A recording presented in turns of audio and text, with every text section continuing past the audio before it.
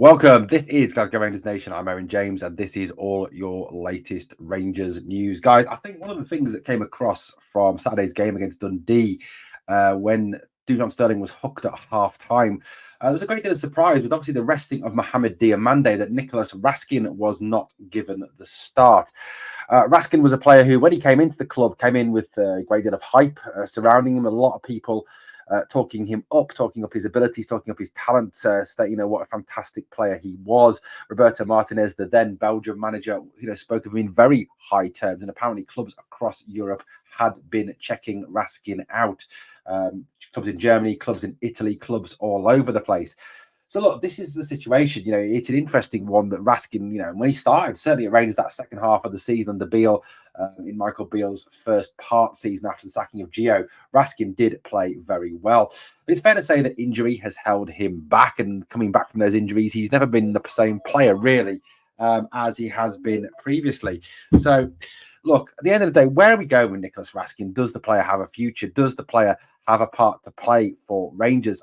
I think personally, some of the criticism he gets, some of the abuse he gets from some fans is a little bit out of order. Yes, I know his injuries are a major concern. Yes, I know that perhaps, he hasn't shown up well. But I think there's been flashes, and there's certainly been times when he's come back from injury that he has impressed. The cup final against Celtic, he was one of the best players on the park. A couple of the games that he's played this season, he's looked very good. I think some of the things that Raskin can bring to the team as well, in terms of his energy, his ability to go box to box. He's a player with legs. He has energy. And by that, I mean, of course, before someone takes the piss and says, every footballer's got legs. Not paraplegic ones.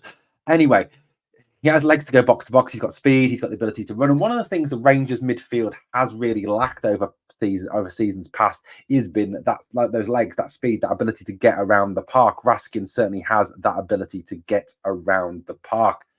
Now, Phillipe Clement has been talking about Nicholas Raskin and his future. People have said that perhaps the manager doesn't fancy Raskin.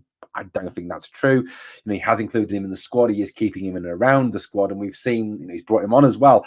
We've seen what Clement does with players that he doesn't fancy. He sticks him in the B team and never shall their name be uttered again. In terms of Raskin's time at Rangers, he's 20 Premiership games. He's played 23 Premiership games, 1 goal, 1 assist. Overall for Rangers, he's played 49 times. Sorry, can't read my eyesight on the way out. 1 goal, 3 assists.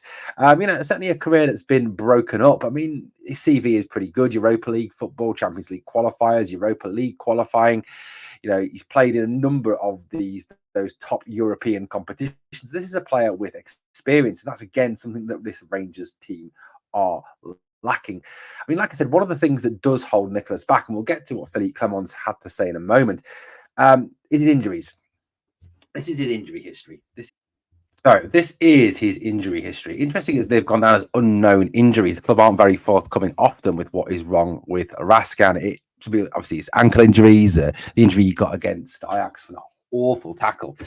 So that injury this season, he's missed 74 days, 9 Premiership games. Last season, 64 days, 15 games. Previous to that, 32 days, 7 games. So total of 31 games missed in 3 seasons, which is not a great record at all. Previous to that, he had abductor injuries, knee injuries, and foot injuries. Certainly didn't miss anywhere near the same amount of games when he played in Belgium. So you can see overall he has missed, a large number of games for Rangers, and that's got to be one of the big concerns. And Phillipe Clement prides himself on getting players fit and keeping them fit. And certainly now that Raskin is back, he needs to sort of kick on and really stay fit and stay away from injury.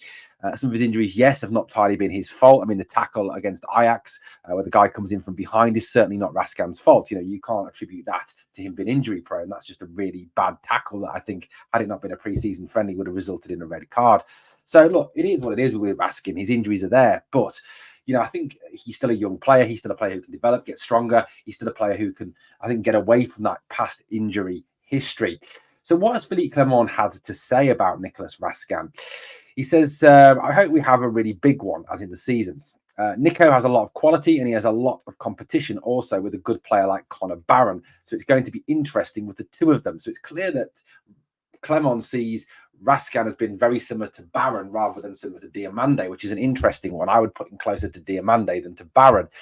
But we have a lot of games, so this is going to be the season until the end of January. So that's the next 4 months and a half. We will play 3 days normally. For sure, for the internationals, it's something that has never happened before in football. There were so many games without a winter break. So, I think it's clear that he's sending a message here in what he's saying, that Raskin will get a chance, will get an opportunity to play if he stays fit, that he sees the squad, the full squad, as being very important. And I think, Clement is right from that aspect. If you overuse players, if you play players too much, you really do increase their risk of getting injured. The more wear and tear you actually put on your players, the more injuries they get. And I heard a statistic the other day. I was listening to a football podcast, a general football podcast, and they were talking a little bit about the whole injury issues and the injury problems. And they were talking about the fact that I think injuries have increased by something like 29% in this modern era due to the extra number of games being played. The extra wear and tear on footballers over what they used to have to play. So this sort of false narrative that goes around, back in the day, back in the 70s and 80s, they played so much more football and they didn't get injured. Well, actually not true. Statistically, they get injured more now with the increase in the level of football. And I think a lot of that is down to games being moved around, games with very little rest between them, not a chance to get fully trained, fully recovered. There's a lot of time I think players go into games not fully recovered. Clement went on to say, so we will need all those players to be at their best to perform in all 4 competitions, because we have ambitions in all 4 competitions. It's not one competition that we throw in. He's not at his best, of course, because he came out of injury, but he's getting better and better to grow at his old level again. So, it's clear that Clement does want to use the full squad, will give all the players a fair crack of the whip. And I suppose he's right.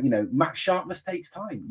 I once heard a football professional talk about the fact that it could take 4 to 6 weeks of actual match play to get your match fitness back. You can be as fit as you want coming off a training ground, but match fitness is different to actual general fitness.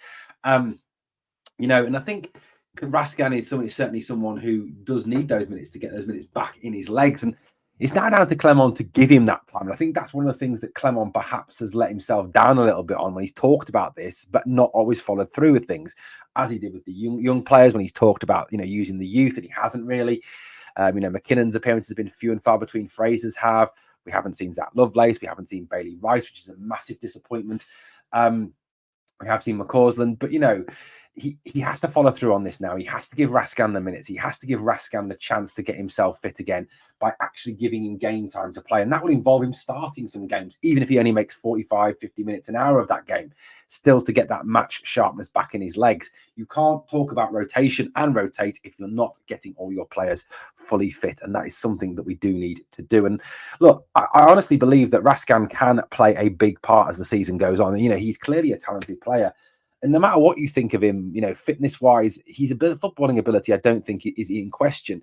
He can get forward, he can go beyond the line, and that's a useful skill. When you're playing against the low block, his ability to run past the striker, to run past that midfield, that attacking 3 behind the striker, his ability to link play, his ability to pass, are all there to be seen. And the fact that he does have energy, a bit of speed about him to get around the park is also very positive.